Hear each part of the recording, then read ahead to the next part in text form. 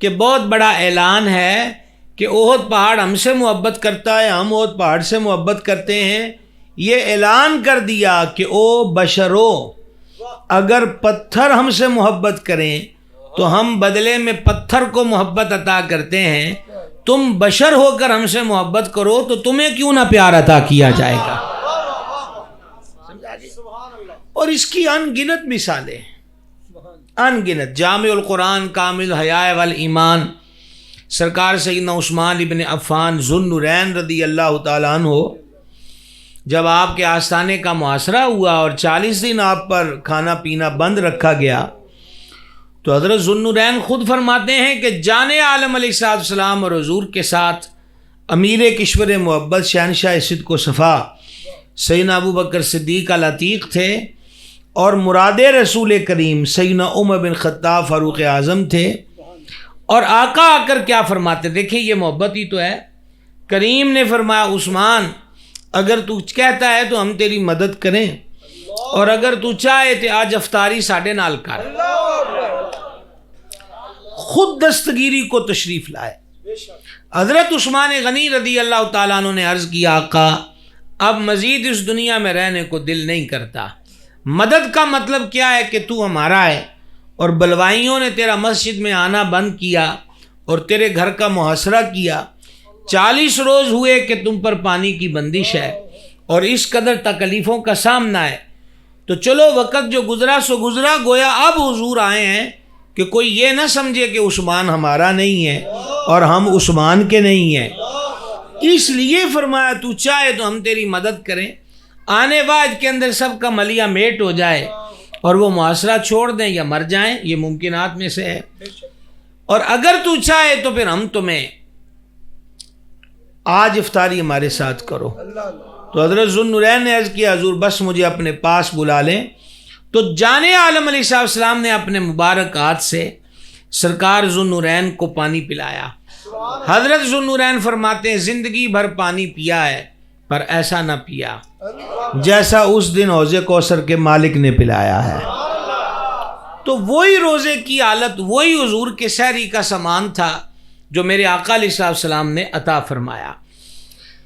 ام المومنین صدیقہ کریمہ طیبہ طاہرہ رضی اللہ تعالیٰ عنہ فرماتی ہیں احد کے میدان میں زخمیوں کو پانی پلانا اور باقی جنگوں میں بھی اور ان کی مرہم پٹی کرنا یہ پاک بیبیوں کے ذمے ہوتا تھا۔ فرماتی ہیں کہ ایک زخمی جاں بلب ہے اور اس کے ہونٹ ہل رہے ہیں، غور سے سنا گیا کہ کیا کہہ رہا ہے، تو وہ کہہ یہ رہا تھا کہ کاش کوئی سرکار کو جا کے عرض کر دے کہ ان کا غلام زیاد آج دنیا سے رخصت ہو رہا ہے۔ تو جناب کی بارگاہ میں عرض کیا گیا کہ زیاد ہے اور آخری لمحے اور لب پر یہ بات چل رہی ہے، تو کریم خود خرامہ خرامہ تشریف لائے اور سرانے آ کر فرما زیاد آنکھیں کھولو۔ یہ وہ آواز ہے، استاد زمن مولانا حسن رضا حضور کے ہونٹوں کے بارے میں ایک جملہ کہتے ہیں، اگر آپ سمجھ جائیں تو پھر آپ کی مرضی ہے۔ وہ جملہ کہتے ہیں لبے جاں بخش،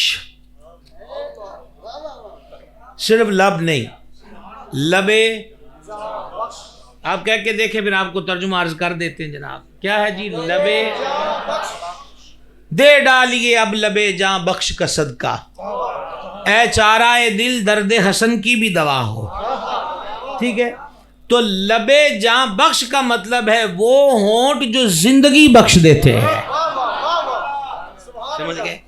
اور پھر اعلیٰ حضرت تو اعلیٰ حضرت ہیں، اعلیٰ حضرت یوں کہتے ہیں کہ جس کی تسکین سے روتے ہوئے ہنس پڑیں، جس کی تسکین سے روتے ہوئے ہنس پڑیں، اس تبسم کی عادت پہ لاکھوں سلام۔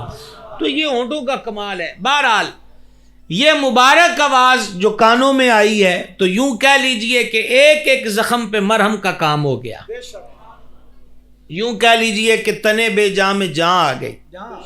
حضرت زیاد نے آنکھیں کھولی اور کریم کے مسکراتے ہوئے مبارک چہرے کا دیدار کا شرف پایا۔ فرما زیاد کوئی تمنا ہو تو کہو، آخری وقت ہوں اور وہ ہوں کہ جو یہ فرماتے ہیں صحیح بخاری، اللہ دیتا ہے میں تقسیم کرتا ہوں۔ آخری وقت ہو اور پیشکش وہ کر رہے ہوں. صحیح بخاری پہلی جلد. اللہ کریم نے مجھ کو زمین کے خزانوں کی چابیاں عطا فرمائی ہے. تو پھر آگے عاشق بھی تو حضرت زیاد ہونے چاہیے نا.